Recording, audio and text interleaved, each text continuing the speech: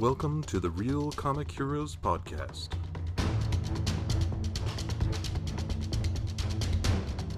Your adventure into the world of comic book movies starts here. Greetings, citizens, and welcome back to another adventure of the Real Comic Heroes Podcast. I'm Travis. And I'm Patrick. Ready for some more character reviews / do I know what the hell this character is? Hell yeah. I feel like it's been a while, so. Yeah, but happy to get back in the saddle. That's right. It's an important job, you know. We gotta see this thing through to the end. Yeah, I feel like I'm the resident noob as comics go. So. But hey, somebody's got to be that. Yeah, well, and a good chunk of these I have no idea about, so. Yeah, we've had some doozies recently. Yeah. But it's kind of interesting. Some of them turn out to be kind of intriguing. For sure. So I'd rather have that than, I guess, the normie ones that everyone knows. Sure. So, yeah, let's get into it then. Yeah? I think so. I'm ready. All right. I've stretched. Cool. Let's see. We'll start off with number 44. And that will be... Ooh, okay. Hawkeye. Oh, okay. From the Avengers. So he's really good at archery. Yeah. He was trained in the circus. What? Yeah. He came up as it was like a circus act, like a marksman type thing. Like he was trained by someone who later would become an Avengers villain called the Swordsman, and Clinton Barton he was a circus act, and then he started out as an Iron Man villain. Like he kind of just wanted to prove that he could take down Iron Man, and then so he started out, fighting against Iron Man, and then a couple issues later, he teamed up with Black Widow, who at the time was, a villain. She was a spy, and then he fell in love with her, and then it became a whole big thing with the two of them. But yeah, then he eventually joined the Avengers, and that's a weird route. Yeah. So we're introduced to him post circus career in the movies then. Oh yeah. And he's just agent of sorts. Right. Yeah, they introduce him in Thor as like someone to just try and take down Thor. And they pick a guy with a bow and arrow. Yeah, I always felt bad for Hawkeye in the movies. He always seemed like the old guy that was just like hanging out. They kind of tried to make him feel important by, his wife saying that they really need him because he's the only normal human. Yeah. Personally, I never, I think I lost all respect for that character in the movies. Oh, really? When he basically gave up during Age of Ultron and just had the boy cradled and put his back to Ultron like that was going to do anything. Oh, okay. Or not to Ultron, but to, what is it? The Ultron clonies or whatever they are. Just his Ultron bots or whatever. Yeah. And then, of course, that leads to, was it Quicksilver? Yeah. Dying? Yeah. Like, I don't know. That was just the weirdest. I didn't know what the game plan there was. And what he came up with wasn't great. So I think in the final moment when you think like all hope is lost, it's just like human nature he was trying to shield the kid, I think. I don't know. It was just weird because it didn't feel very superhero-y. Yeah, I mean, but it felt kind of like the cop that got caught in the crossfire. Yeah. But even in that movie, like he tells Scarlet Witch, like, none of this makes sense. I'm here in this battle with a bunch of arrows. Like none of it makes sense, But and that's what I'm going to do my job. Dislike him. What's that? I'm like, you're right. This does make no sense. Get out of this movie, Hawkeye. Yeah. Like, he's my least favorite character in the MCU. I just can't stand that character. Yeah. I'm not a huge fan, but I'm not bothered by him either. I prefer him in the movies more than I do in the comics. Like, I've been reading the old stuff, and he comes off as such an arrogant jerk in the comics because he's constantly butting heads with Captain America. Like, he's just the voice of dissension in the Avengers lineup. He's like second guessing every single thing that Captain America says. He's like mocking him all the time, like just calling him out for being a Boy Scout, kind of basically, and as if he should be the team leader, you know. And so they're constantly butting heads, and it's just it gets really tiresome. Well, I could see that. Yeah. So he's better in the movies than the comics. Yeah, I think so. Although I will say that he's got a very popular run in the comics. I think it's what they're basing the Hawkeye TV show, like Disney Plus show, on. It was written by a guy named Matt Fraction, and it's supposed to be just an incredible run. I haven't read it yet, but like him and Green Arrow, yeah, honestly could care less about it because it's. Yeah. I feel like it's like hearkening back to like Robin Hood for some reason. Well, yeah, like with the bow and arrow thing, and it's like it's not exciting. Like, I forget he's even in the MCU half the time. Like, I know like the one movie he spends the whole time hypnotized by the pokey stick, and yeah, then he shows them his family, which bad call there. And then he goes all emo after the snap and turns homicidal. See, I like that turn because it's something different. And he was like the only family man in the bunch. So he lost some people, So I totally buy that he would just he'd spend the next 5 years just taking out bad guys like the Punisher, Like that totally seemed fine. Scarlet Witch lost somebody because he was saving your ass, Hawkeye. Freaking Quicksilver went down because of Hawkeye. So. I don't know. I just thought it was just what? I don't know. I don't get that. Like I don't think it was Hawkeye's fault that Quicksilver died. Well, I mean, he was saving Hawkeye because he was a horrible superhero. Couldn't save one freaking kid. Yeah. Come on. You're supposed to be an Avenger. I don't know. I have higher standards for the Avengers than let me curl into a ball with a small child while lasers shoot through both of us. I don't know. It was just the worst. I don't know. I hated that part of the movie so much. Yeah. I don't know. Because to me, the Avengers seem like they should be able to handle the saving people thing fairly decently. Like at like a small scale like that, but I know he's also like the weak link. Well, he's human. I mean, he can't, just take a blast like Thor or Hulk. I just don't get why he's even there. Like he even calls it out himself. Right. I'm like, you got a great point. You and Black Widow should not be here. I don't know.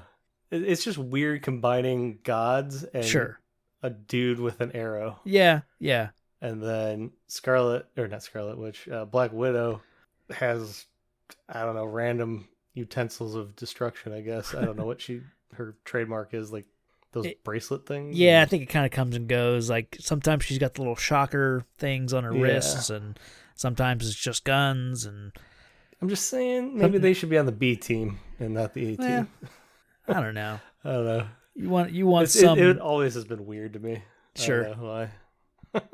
Man, I'm in a bad mood for I guess so. humans in this episode. Jeez. Patrick hates Hawkeye. Guess. Every time he came on, I just zoned out in the movie. Like, yeah. I could care less. I don't know. I was like, yeah, whatever, dude. All right. Well, I think I've let my feelings on Hawkeye well known. Yeah. So, come at me, bro. Send Send all your thoughts and feelings to Patrick at Real Comic Heroes. And now I know he's a circus performer. I've lost even more. I'm like, geez, okay. I guess that's what one of the Robins was, a trapeze person. So I guess there's a history of it. He's also deaf in one ear. Hawkeye is? Yeah, just one little, like, I don't know, Random. fun fact of, like, character. Is that supposed to, like, heighten his eyesight or something? No, I think it's just, like, to give him, like, just a human, disability. I don't know. Okay.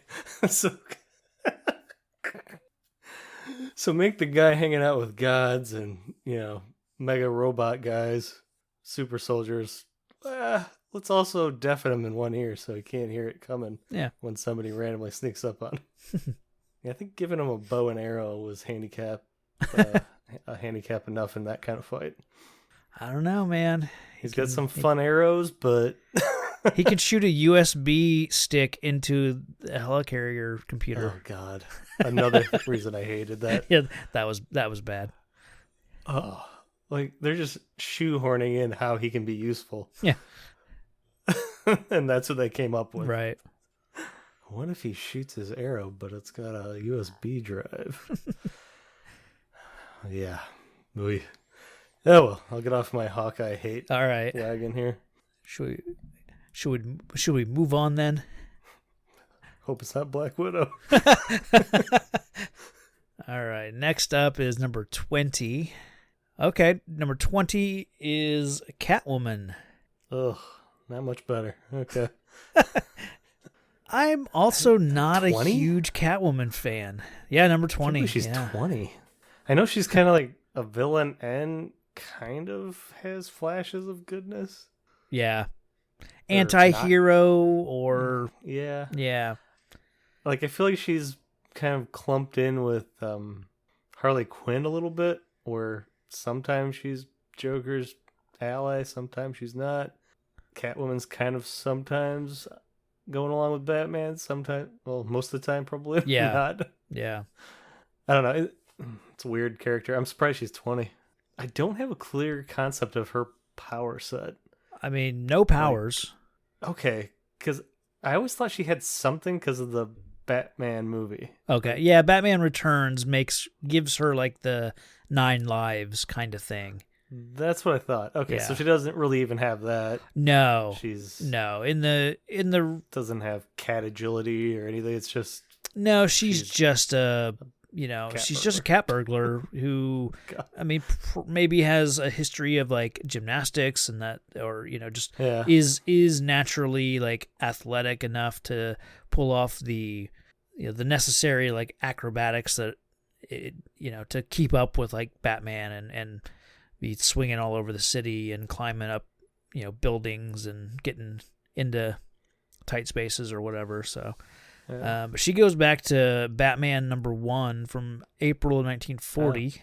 Wow. So, I mean, yeah, I think she's a creation of Bill Finger, who was like the guy that was kind of kept in Bob Kane's shadow as far as like getting credit for all this stuff until semi recently. So, okay. Yeah, I think she was a Bill Finger creation. I could be wrong about that. Yeah, it says creators Bill Finger, then Bob Kane. Okay. Abilities. Empathy, hand-to-hand combat. Empathy is a ability? What? That's a new one. Barrel on that one. Okay. Sorry. I got distracted by Wiki. Yeah. It lists empathy as a power. Ability. Ability, okay. Yeah. Which I guess it's an ability to empathize, but... I guess. Okay. Yeah. But, I mean, I know her basically as she's got a whip and maybe some kind of hand claw contraption on her. Yeah, I mean, it's tricky with someone like this who's had, been in the comics since nearly the beginning, has had, several incarnations in the 60s, Batman show. I mean, she was played by 3 or 4 women. I think Julie Newmar, Eartha Kitt, The one that was in the movie was Lee Merriweather, and I think there was one more. And then you got Michelle Pfeiffer, that version, and you got the animated version. Let's not forget the best version. And then the Dark Knight. Halle Berry version, yeah. So it's just a character that I've not read a ton of her from the comics, which would be the true version, I guess. But she's always just been a character that pops up every now and then. For when I read Batman, typically as just the cat burglar type Batman was always just kind of letting go.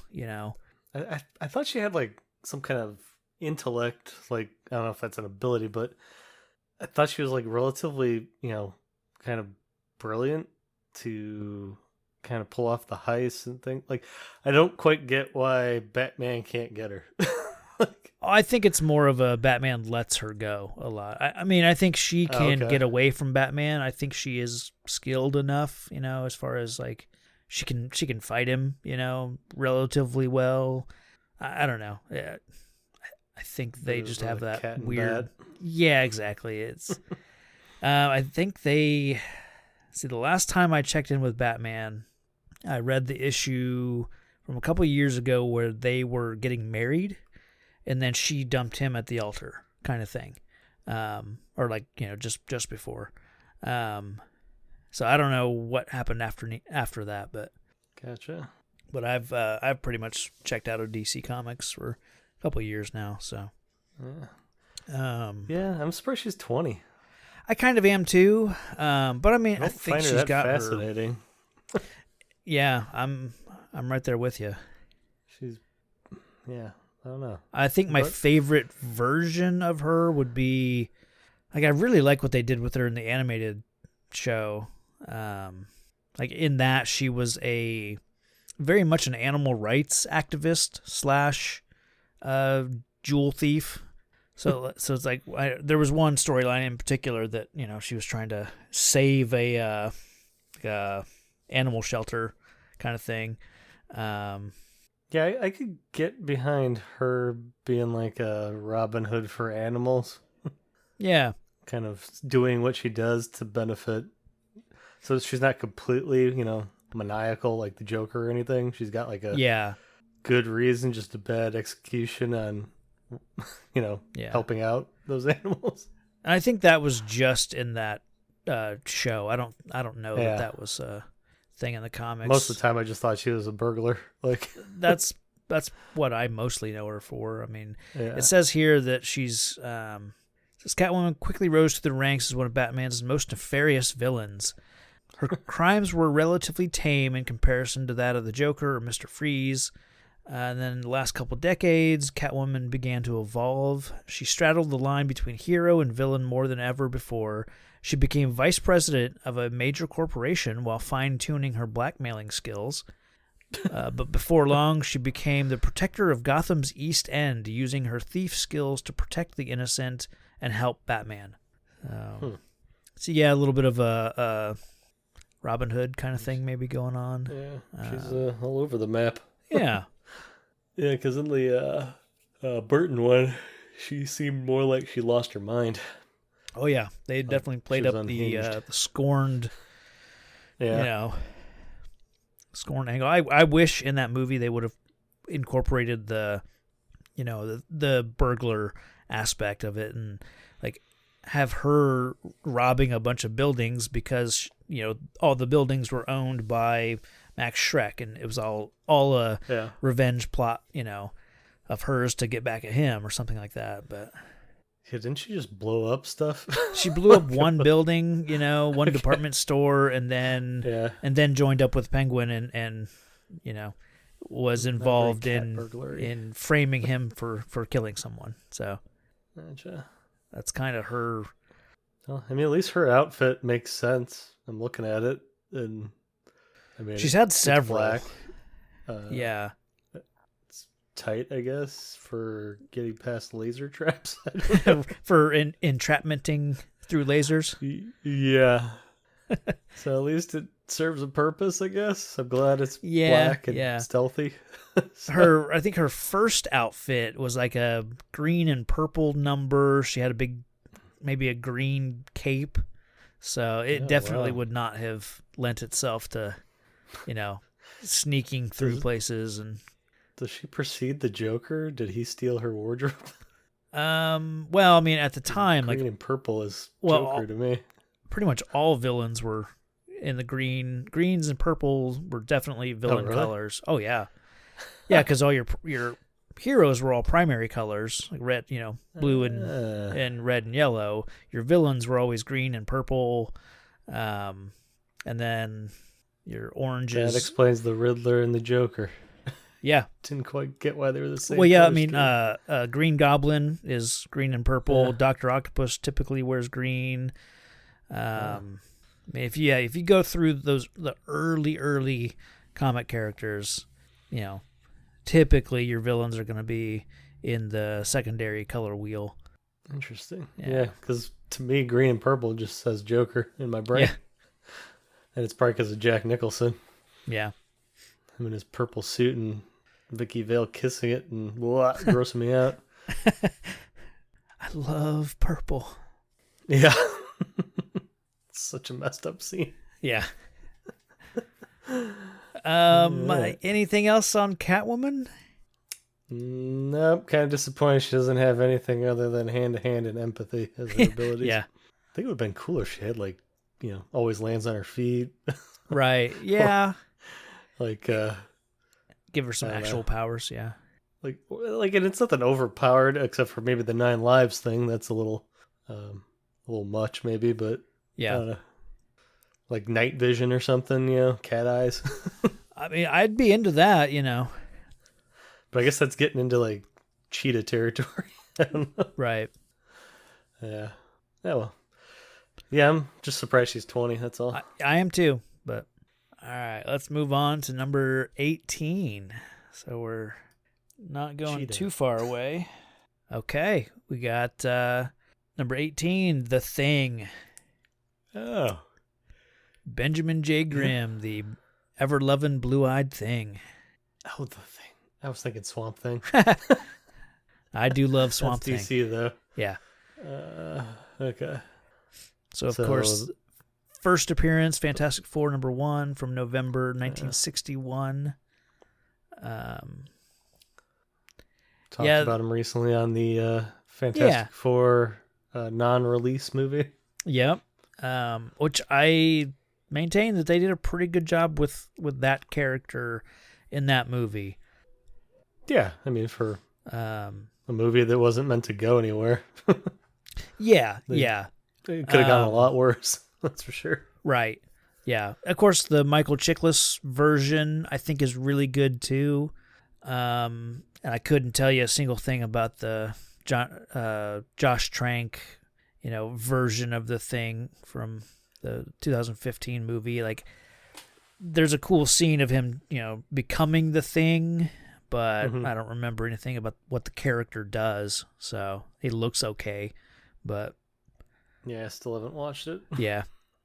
The character in the early comics is, I talked about it with Human Torch. They always put those two against each other, and they're always creating distractions and getting on each other's nerves, which leads to them fighting, which leads to them trashing Reed's laboratory while they're, something important's going on. So it's just they're treated like children in those early comics.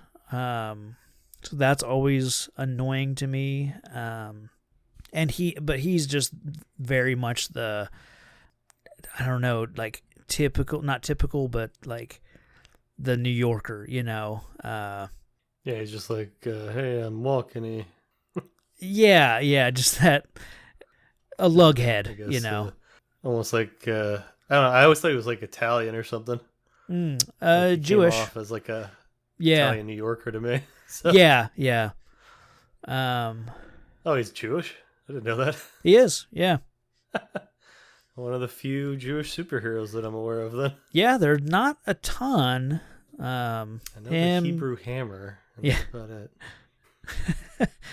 Kitty Pryde from the X-Men, or Kate Pryde. Ah, okay. Yeah.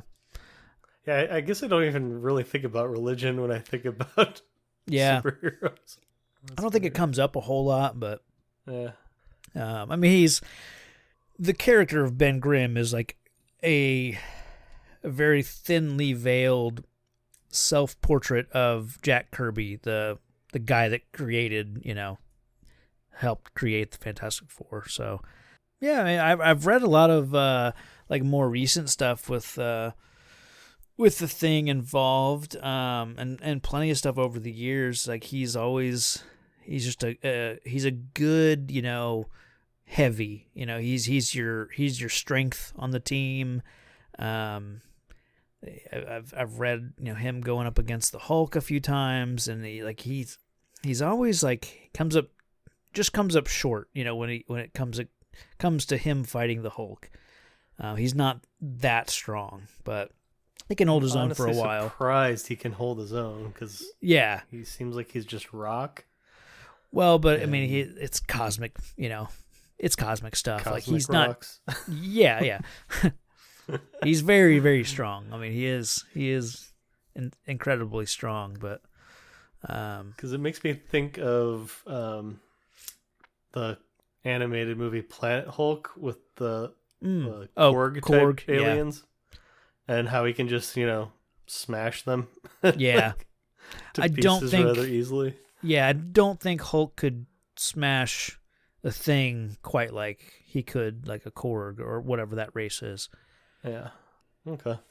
Yeah. They just look similar, so sure. Yeah. Like rock-based looking thing, but right. I guess his rocks are orange, so they're more powerful.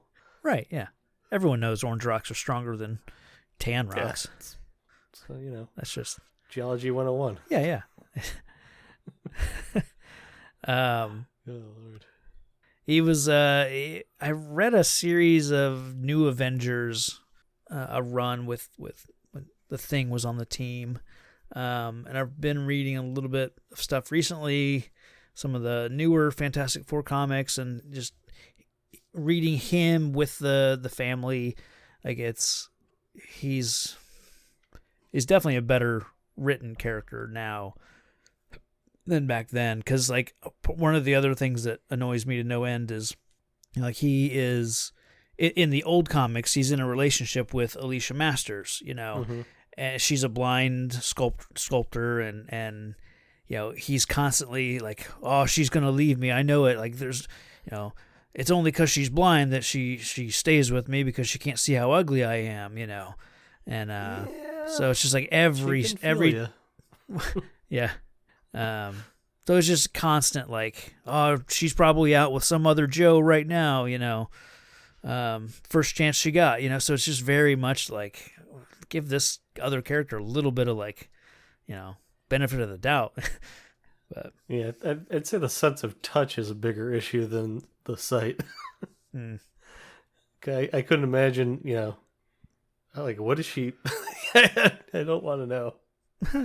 Like his body would crush her in like 5 seconds. I'm sure they make it work. If she kisses him, it's like kissing a pile of rock. Like I don't. What? Like I feel like I'd be worried more about the touch than the sight there thing. I want to say they're married in the current like comic universe. I think. Yeah, and that's got to be even rougher for her, because I'm guessing her sense of touch is heightened because she's blind. But hey. She's a sculptor, they so make it work. I mean, know? They get around that. Little tiny rock babies. Yeah, you can blame Kevin Smith for any of this. Oh yeah, he's the one that introduced me to superhero procreation. Yeah. The Thing. Is this dork made of orange rock like the rest of his body? It's a superhero secret. Yeah. Well, according to you, yes, because I think you said his organs are all rock. So I think so. Yeah, he's got like even his lungs are like wrapped in. Sounds rough. Yeah. I'm just picturing him walking around with an inhaler now because his lungs are just freaking rock filled. Yeah, sacks of uselessness.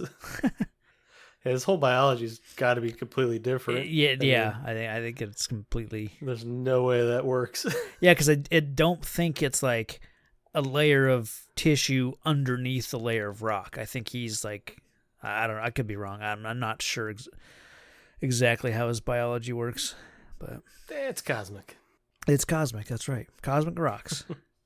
Yeah, I think I've always just been more surprised of how strong he is. Yeah. Because I never knew about him going up against the Hulk, and Oh yeah. I just assumed that would be a total mismatch. But it sounds like it's. Well, I want to say in the early days, the Hulk wasn't as strong as you might think of the Hulk is now. I mean, they first met up, I think, in like 1962, maybe 63. It was fairly early on. It's probably 62. So the Hulk wasn't, the infinitely strong character that he is now, but they've tussled over the years a few times. So Thing always like managed to get in some good shots on the Hulk, but I don't think it was ever a question of which one was stronger. It was always Hulk is the strongest one there is. So now I'm just thinking, because I recently watched Mystery Men. Oh, okay. So now I'm just thinking of Ben Affleck's character, Furious, where he's like just an angry guy. Ben Stiller. Or what did I say? Affleck? Yeah, Ben Stiller. Yeah. Like, wait, Yeah. Yeah, okay. A little different. But I was just thinking that's the Hulk. He's just an angry guy that's green now. Yeah. And that's the only reason that the Thing can hang with him is because he's just a normal dude that's just painted green and angry. Right. But yeah, I can't wait till we get to Mystery Men now. Yeah. 1999, it's coming up, folks. That's right. That'll be a fun one. It's so close. Oh, what else about the Thing? It's a good name. Really? I think so. I like The Thing? that. I think in the first issue, it's like they're kind of naming each other, and they get to him, and it's like, you've turned into something, and it's just like, what else do you call him, Rocky. Ugh. Yeah, no, I think I was surprised that the Thing wasn't already something already. I mean, it was probably probably so generic. probably several monsters were called the Thing in like the 50s, sci-fi horror comics. I'm sure. We gotta come up with a better name than Thing. Yeah. I don't know, it's just so generic. Huh. He deserves better. We don't always do this, but who would you cast as the Thing? Like in the I mean, they're bringing him to the MCU in a couple of years, so. I'd go Vin Diesel. Really? Yep. I'd go. Like he could be that gruff. Like I don't know if he could do the New York accent or not, but yeah, I think he totally could pull off the voice. I mean, he's doing Groot, but I think he could do both roles for sure. I'm only saying that just because of his voice. His voice, it's gonna be a CG character. Yeah. And he's got like a gravelly voice, Sure, I get that. One casting like I don't know, fan casting thing that once someone said it, I just fell in love with that idea and haven't come up with anyone better. But Seth Rogen. I don't know. I mean, he'd have to tone down the stoner aspect of. Because that's not a part of his character, but I think, I don't know, I could see it, and most of it, yeah, obviously it'd be mostly a voice role, but yeah, because in Invincible he plays a character, and it's like, hey, it's Seth Rogen. Okay, like it's just he has such a unique voice, yeah, that it's, I don't know, I'd be like, hey, it's Seth Rogen. Okay. Like he's just got that. Like I don't know. It would. I think it might distract me.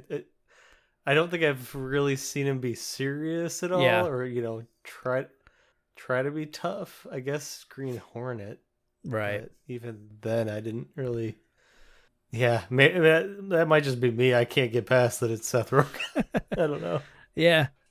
He's just I'd have to think. I'd have to think about it voice. some more. Come up with somebody else, but Yeah. Once I Because like I as said, soon as he came on in Invincible, I was like, hey, that's Seth Rogen. oh, okay. Yeah. Plays a That's random fair. alien in it. And yeah.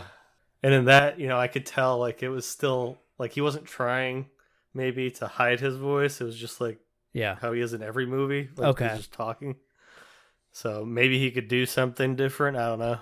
But yeah, I always pictured a more like a tougher voice, like a deeper gravel Yeah. kind of voice and that's strictly based on visually him being a rock. Sure.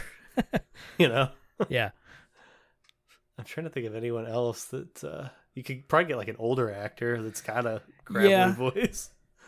I just can't think of one off the top of my head. Right. Clint Eastwood. Yeah, right. Talk about a recognizable voice. Yeah. Ooh, Harrison Ford. I can barely understand him half the time. He's 80 years old. I know. He's just got to sit in a chair and go. Clobbering time. Just auto-tune him a bit so he can sound energetic Yeah. when he needs to be. Yeah, that's all I got. All right. Let's do one more. Sure. Let's do number 43. Oh, crap. I just thought of a good one now. Okay. For the Thing's voice.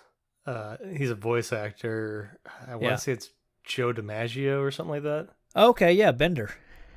Yeah. Yeah. But he has like, he's got the voice I'm thinking of, like, where he could get gruff. Yeah. I could see that could be interesting. Yeah. Just threw that out there. It popped in. Right on. Number 43. Okay. Martian Manhunter. Okay. I'd be intrigued to know more about that character. Yeah. I know most of it from the animated series and Okay. a little bit in Supergirl. Okay. Yeah. I watched a little bit of that. I might have watched the whole first season of that Supergirl show, and I liked how they used him in that show. Yeah. Did you end up watching Zack Snyder's Justice League? No. Okay. No. Spoilers, I guess, but I know he's got a bigger role in it.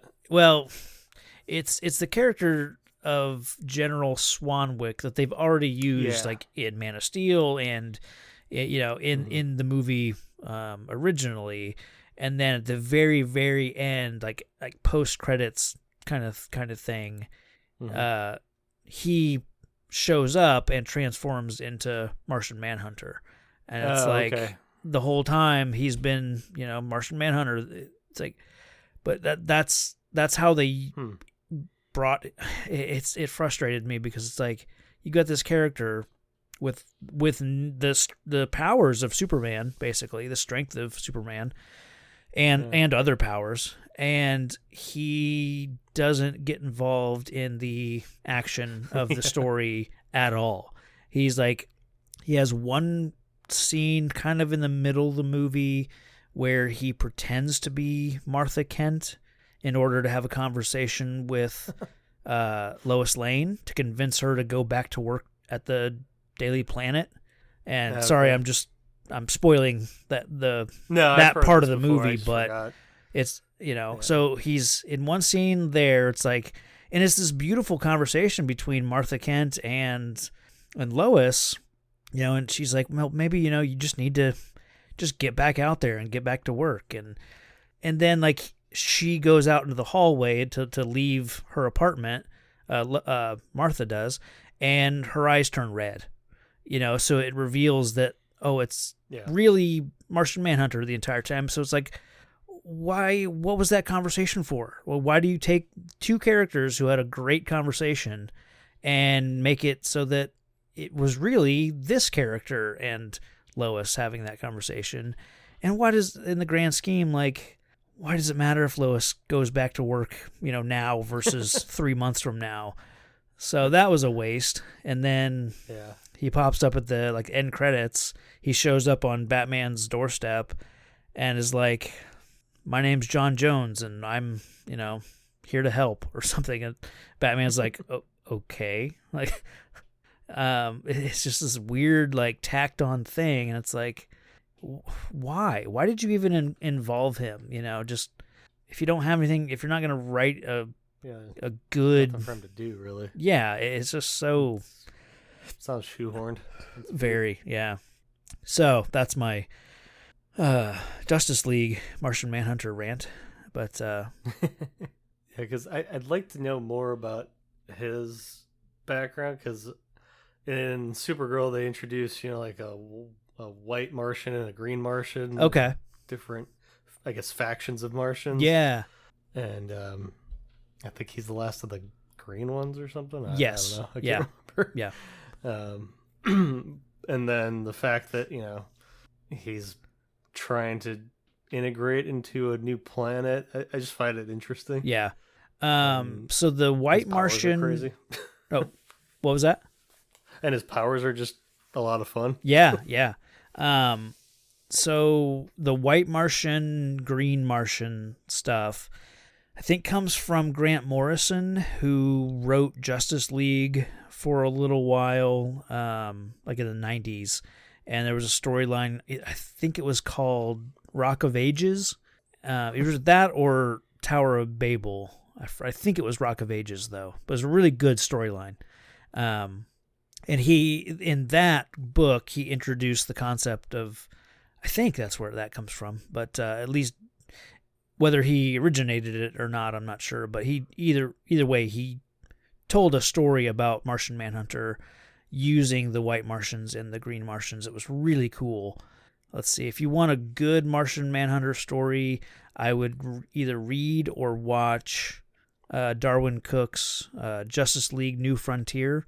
And they did the animated, DC animated movie of that, and it's got Martian Manhunter is one of the central characters of it. He's got a really cool introduction. Like he ends up on Earth, and the guy that discovers him dies of a heart attack because just from the shock of seeing an alien. And so Martian Manhunter just assumes that guy's form and kind of pretends to be him for a little while, and then becomes a detective and eventually helps save the world. But there's an amazing scene between Martian Manhunter and Batman, because Batman learns that Martian Manhunter has an intense fear of fire. Yeah, I guess it's just something about his character. Like he sees fire and he just gets paralyzed,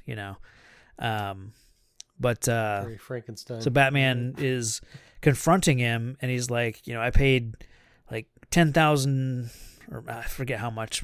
I paid a certain amount of money for a sliver of a green rock that will take down the one from Metropolis. But for you, all I need is a book of matches. So, man, Batman's a dick. Yeah, big time. But Martian Manhunter goes back to Detective Comics number 225 from November of 1955. Okay. And yeah, it says, take the power set of Superman and combine it with telepathy, telekinesis, invisibility, shapeshifting, and an insatiable hunger for Oreos. And you've got John Jones, the Martian Manhunter.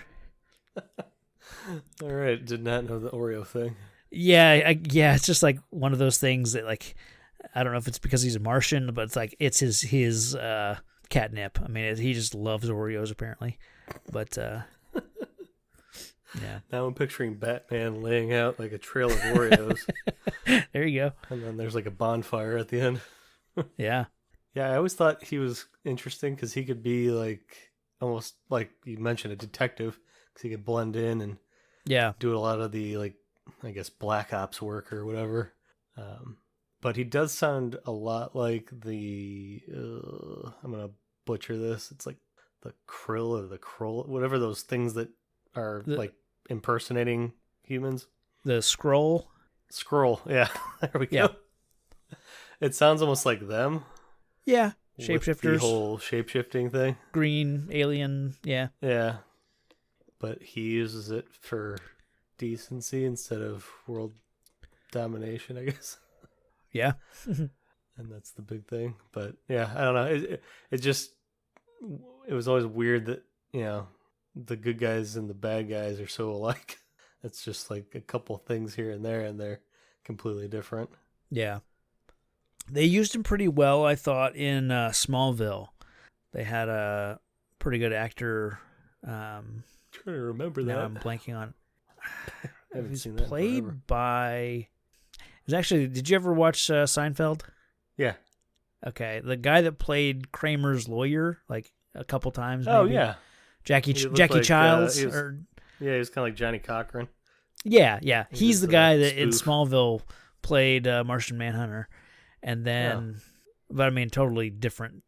Obviously different type of performance. But he was really I good. can't remember that. I watched like pretty much every season of Smallville. I think it was like the later seasons. It was the later that seasons for sure. may have been. He kind of became Clark's like not mentor, but like he Yeah, would I kind of be his almost like giving him missions. Like he was kind of in charge almost. So I think it's ringing a bell. yeah, It's been a long time since I've seen that. yeah. I've tried rewatching Smallville a few times. Like I'll get in a couple episodes into season 1. And it's like it's so like It's very freak of Dawson's the Creek. freak of the week kind of, and yeah, it's very dramatic, teen melodrama. But I still maintain it was like 5 seasons worth of a good show stretched over 10 seasons or something. 10 so, seasons, yeah. so Yeah. I think I don't think I could rewatch it just because I'd be so frustrated with him not being Superman Yeah. for so long. yeah, And I liked the Lex Luthor in that for a little bit. oh but, yeah, that kind of fell off as well. I think it got a little soap opera-esque, oh for sure, but I like that portrayal at least. yeah. But yeah, Martian Manhunter, I wish they'd give that character a movie. Yeah, I think it'd be cool to do the take some of the aspects from that Rock of Ages storyline, because it's like I think he's on the trail of some white Martians that are just like going around town just killing people, and he finally catches up with them, and they have like a psychic battle, and Martian Right, they have, Manhunter like, ends up mind melding thing they can do. yeah. Forgot about And there's that. one like, and it gets like the John Carpenter The Thing level of like body horror type. Oh, really? Because these two shape shifting aliens are like merging with each other. So it's just like it looks really gross and cool. But like this battle takes place in his mind, and it spends like an entire issue where the white Martian kind of rewrites his memories, and so he thinks that he isn't the last of the green Martians. He has a wife and a family, and then he gets called up to be a Green Lantern and becomes a Green Lantern for a while, becomes a big hero, and I think maybe still kind of joins up with the Justice League, but like the history is all different, and then he finally realizes that he's being manipulated, and that it's the white Martian that's like implanting all these fake memories, and it's a solid storyline. So yeah, if you're interested in learning more about Martian Manhunter, definitely like it's a collected volume. You could kind of easily find that storyline and pick it up. Yeah, but that's probably gonna do it for this one, unless you got anything else. I guess. Did you have any recommendations recently? Yeah, I mean, if it's, almost over, but if you're not watching Loki on Disney Plus, I haven't started it. highly recommend that. Okay. Did you say you haven't started it? Yeah, I haven't watched Okay. the Winter Soldier, and Okay, I haven't that one's watched good Loki. too. Loki is really good. It's very Doctor Who, Okay. and which I know you're into that. Yeah. It's really good. So that's what I would recommend. Okay. About you? was trying to think of. There's it used to be a show on I think NBC called Manifest. Okay. It's gotten a new lease on life on Netflix. Okay. It's around a plane trip, and something happens, and I think they show up like years later. Okay, it vaguely rings a bell. Yeah, to them it's just been a normal trip with some bumpy weather. Okay. And I guess there's like mystery behind what's happened. Some of them can seem to have this sense of needing to join up somewhere and have this extra sense going on. Okay. I'm early on in it, but so far I've liked it a lot. Okay. There's like what was it? Yeah, there was like it was kind of cool and friggin' heartbreaking at the same time. But there was like a mother and father that had I don't know if they were twins or not. I can't remember. But one of them the boy was terminally ill. Oh yeah. And they were flying to try to find a cure. Okay.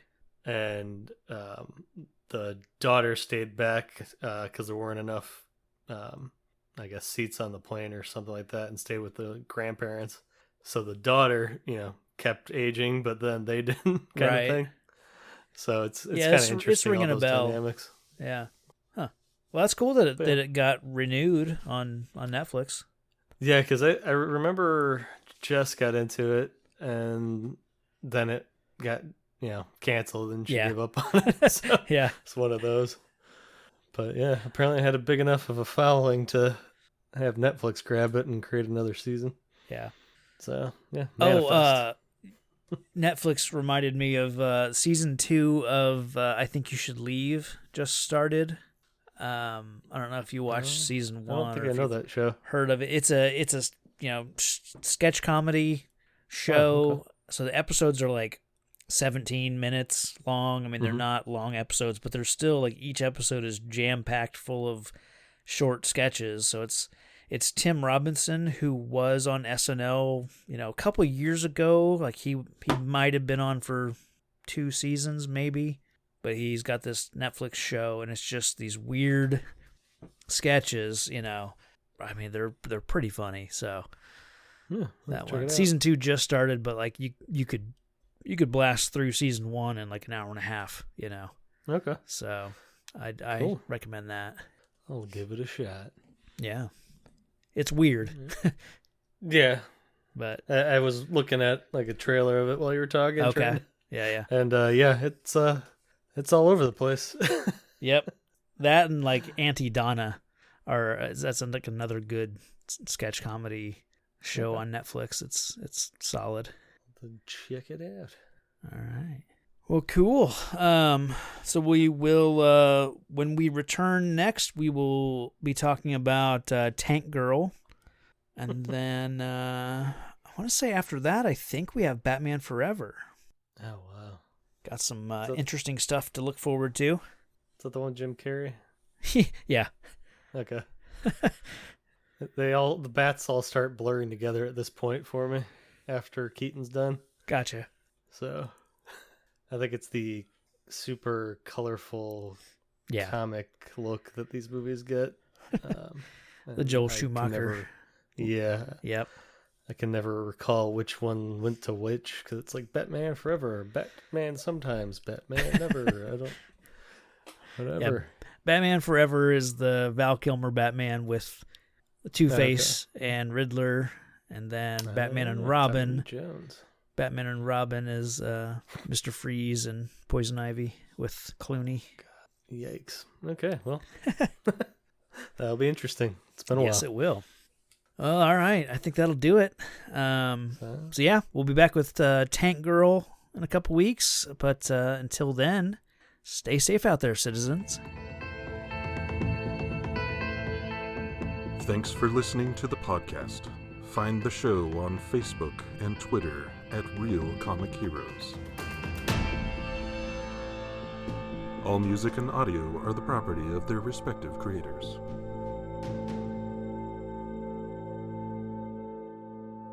Thank you very much. Thank you for being a friend.